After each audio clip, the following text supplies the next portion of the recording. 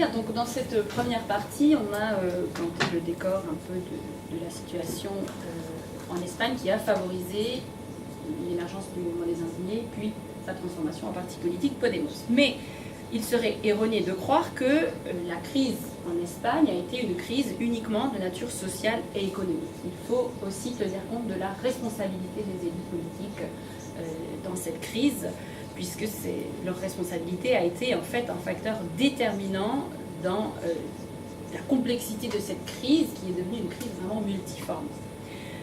Les responsables politiques, d'une part, n'ont pas su limiter les dégâts de la récession, ils n'ont pas su arrêter cette hémorragie de l'économie espagnole et cette augmentation de la pauvreté, et en plus, ils ont été impliqués dans des affaires de corruption, de nombreux scandales de corruption ont été révélés, et cela n'a fait qu'attiser la colère des Espagnols qui, en plus de perdre leur emploi, leur maison, eh bien, se rendaient compte qu'ils étaient dirigés par une classe politique complètement corrompue. La classe politique, comme je le disais, a donc sa part de responsabilité dans la crise, puisque, entre autres, elle a encouragé des projets immobiliers qui étaient souvent peu viables, des projets à l'échelle régionale, puisque si vous connaissez un peu la division administrative de l'Espagne, vous savez que les régions sont passées autonomes, et dans chaque région, en fait, les responsables politiques avaient encouragé, appuyé des projets immobiliers qui, voilà, comme on l'a déjà vu, se sont révélés complètement un échec.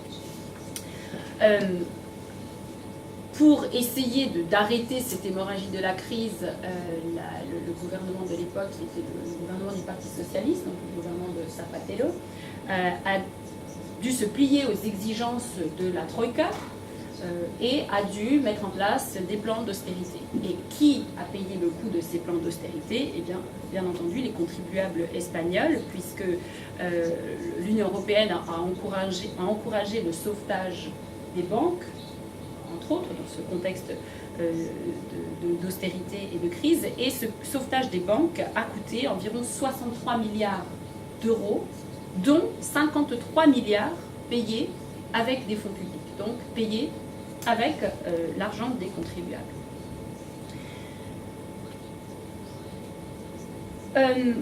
Revenons un peu sur le... Attendez, excusez-moi, j'entends beaucoup de...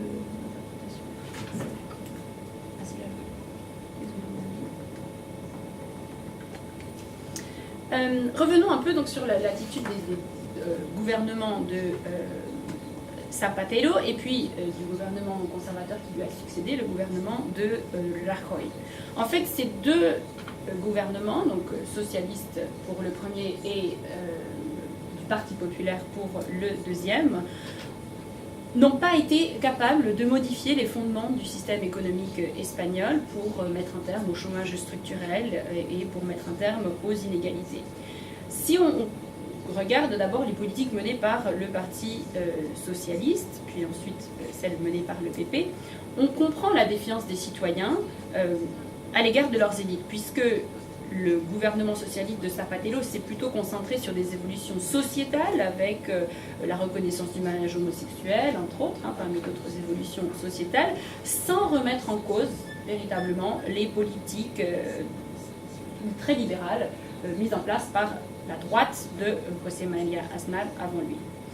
Et Mariano Rajoy, qui a succédé donc à Zapatero, a fait, lui, que renforcer les politiques d'austérité qui avaient déjà été mises en place par le gouvernement socialiste. Donc on comprend vraiment la défiance des citoyens à l'égard de leur classe politique qu'ils estimaient ne pas du tout les représenter. Pour revenir sur le Parti socialiste, avec l'éclatement de la bulle immobilière et la faillite des principales banques espagnoles, le Parti socialiste a complètement oublié les promesses faites aux électeurs lorsque ce gouvernement a été élu et, comme je le disais, il s'est plié aux exigences d'austérité, ce qui n'a fait qu'aggraver la crise. Cette incompréhension de la part des citoyens s'est manifestée dans les urnes avec les élections anticipées de 2011 qui ont entraîné la défaite du Parti socialiste, Pérez Rubalcaba, qui était le candidat du Parti socialiste, Alfredo Pérez Rubalcaba, et le Parti socialiste a obtenu un piètre score à ces élections, et c'est alors que le Parti populaire a triomphé, et qu'il a pu par la suite, ce gouvernement conservateur, mettre en place sa politique néolibérale qui a encore aggravé la crise. Donc, cette classe politique qui ne répondait pas du tout aux attentes des citoyens, qui n'arrivait pas à éteindre l'incendie de la crise, cette classe politique n'a fait que alimenter le sentiment d'injustice, d'incompréhension de la part des citoyens. Et c'est dans ce contexte-là que le mouvement des indignés a vu le jour et qu'il s'est ensuite renforcé. Après la crise de 2008, on a vu en Espagne un renouveau, un regain de la désobéissance civile. Un mouvement qui avait eu lieu dans les années 60-70, vers la fin du gouvernement, enfin de la dictature de Franco. Mais cette désobéissance civile s'était calmée depuis le retour à la démocratie, et c'est avec la crise de 2008 qu'on a constaté un certain renouveau de la désobéissance civile. Alors, qu'est-ce qu'on entend par désobéissance civile ? Je vais m'appuyer pour en donner une définition sur le travail de 2 politologues qui mettent en avant 2 aspects essentiels de la désobéissance civile.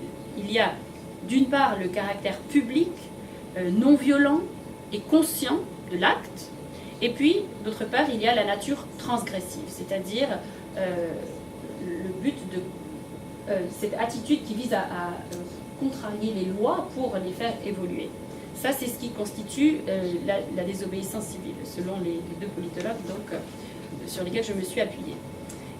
Et en fait, la finalité de la désobéissance civile, ce n'est pas de renverser l'état de droit, ce n'est pas d'en finir avec la démocratie, c'est plutôt de la faire évoluer et de mettre un terme aux failles de la démocratie. Et ça, il faut bien l'avoir présent à l'esprit pour pouvoir comprendre l'évolution du mouvement des indignés en Espagne. Parce que leurs revendications, en fait, répondaient tout à fait à cette approche, c'est-à-dire la démocratie est malade, il faut la soigner, on ne veut pas complètement s'en défaire, il faut la soigner et la renouveler.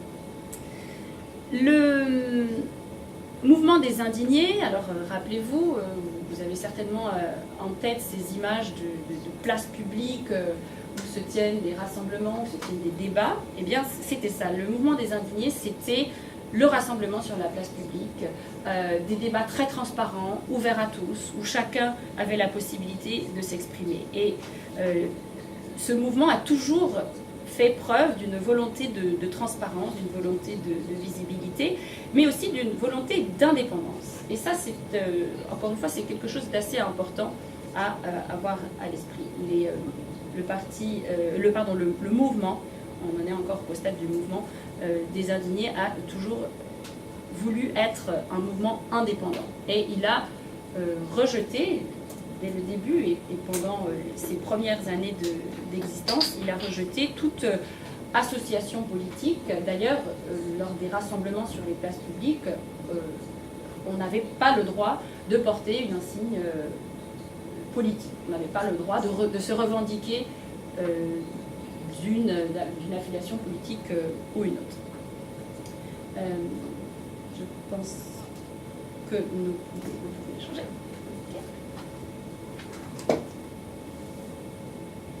Donc ce mouvement voulait vraiment garder toute son indépendance par rapport au paysage politique, par rapport aux partis politiques traditionnels en Espagne, et il voulait vraiment s'éloigner de tout cela pour mieux faire entendre les revendications sociales et économiques qu'il voulait faire entendre.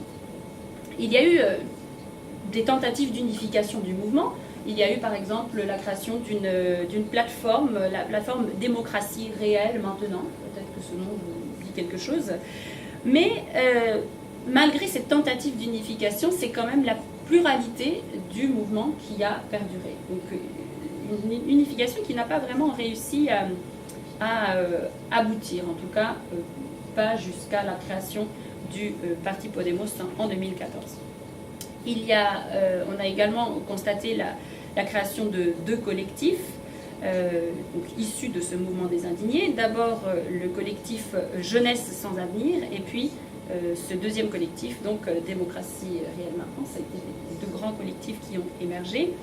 Et c'est à l'appel de ces deux plateformes, de ces deux collectifs, que la grande manifestation du 15 mai a été organisée, 15 mai 2011, pour resituer un peu dans le temps. Ce mouvement, ou plutôt cette manifestation phare, a été connue en Espagne comme le 15M. En Espagne, lorsqu'il y a des événements majeurs dans la vie politique, la vie sociale, on aime bien garder un nom assez choc, et donc en général on garde le chiffre du mois et la première date du mois. Donc voilà, juste pour vous dire que le 15M vient de 15 mai. Et le 15 mai, ça a vraiment pris une dimension forte. On se revendiquait de l'esprit du 15M. C'était vraiment alors à défaut d'être une affiliation politique, c'était vraiment une affiliation idéologique. Et sur quoi ont débouché ces plateformes et cette manifestation du 15M? Eh bien, elles ont débouché sur un certain nombre de questions, de problématiques qui ont été mises au devant de l'agenda politique. Parmi ces grandes problématiques, ces grandes questions, on pouvait constater, on pouvait voir la dénonciation de la corruption des élites, la dénonciation du système bancaire, de la financiarisation de l'économie également, qui avait entraîné la crise immobilière et la crise économique et financière. La lutte contre les expulsions locatives, dont je vous en parlais tout à l'heure, les personnes, c'était une pratique courante d'expulser les personnes de leur logement si elles n'arrivaient plus à payer leur loyer.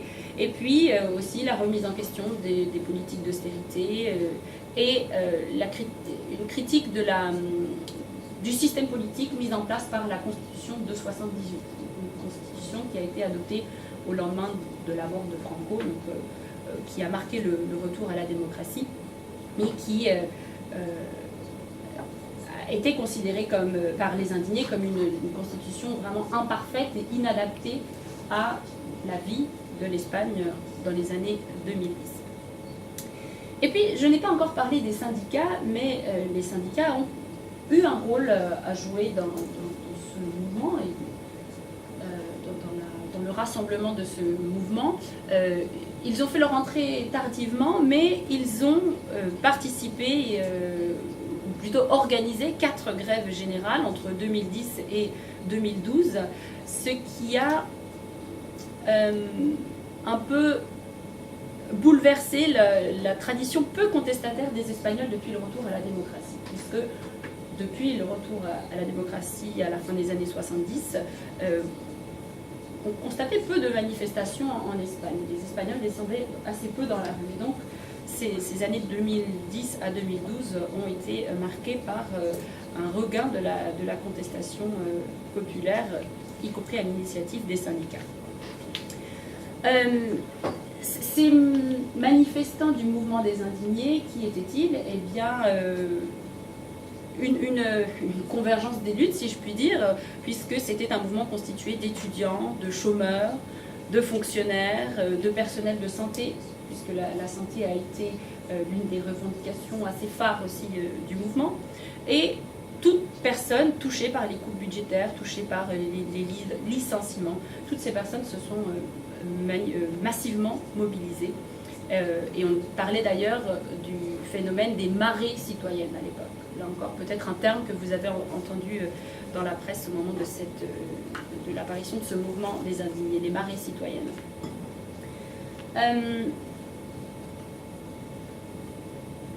Et puis ce mouvement, il a aussi donné lieu à une nouvelle forme d'action, marquée par la solidarité. Par exemple, vous avez peut-être entendu parler des desahucios, un terme espagnol qui veut dire les expulsions. Et les citoyens espagnols lorsqu'une personne ou l'un d'eux était confronté à une expulsion, eh bien, par solidarité, les citoyens espagnols se rassemblaient, se liguaient et allaient devant le logement de la personne qui était visée par un avis d'expulsion et empêcher l'expulsion de se produire. Donc, une pratique assez nouvelle qu'on n'observe pas dans d'autres pays et qui a été vraiment une marque de fabrique du mouvement des indignés. Ça, c'était donc une des pratiques. Une autre pratique qui était les escraches. Le mot, je pense, vient en fait de l'incruste, c'est-à-dire c'était une action choc. Donc là encore, un groupe de citoyens d'indignés se réunissaient devant le logement d'un politique et empêchaient ce politique soupçonné de corruption de rentrer chez lui. Donc là encore, une pratique assez nouvelle dans la contestation sociale. Ce mouvement des indignés, il a donc occupé les places publiques pendant de nombreux mois et le démantèlement des camps a eu lieu durant l'automne 2011. C'est à ce moment-là que les mobilisations sur les places publiques se sont atténuées, mais comme le disaient à l'époque les indignés, ils disaient on ne part pas, on s'agrandit. Parce qu'en fait, ce n'était pas du tout la fin du mouvement, c'était simplement un changement de situation et un début de politisation aussi du mouvement. Et je vais malheureusement devoir en rester là, puisque je vois que le temps vient à nous manquer. Mais j'espère en tout cas avoir pu vous donner un aperçu de la situation politique des dernières années, de la manière dont un mouvement qui a toujours été un mouvement assez pacifique, peut-être il se démarque là aussi avec le mouvement des Gilets jaunes, mais un mouvement qui a toujours été assez pacifique, comment il a pu ensuite déboucher sur une formation politique qui aujourd'hui est quand même la troisième formation politique du pays et qui a véritablement pu s'organiser et changer la donne dans la situation en Espagne. Donc voilà, peut-être des leçons à tirer de cette expérience espagnole. Et je regrette de ne pas pouvoir entrer plus en détail sur la partie vraiment propre à Podemos. Donc peut-être des leçons à tirer, peut-être aussi des erreurs à éviter, mais quoi qu'il en soit, certainement de bons enseignements. Je vous remercie de votre attention.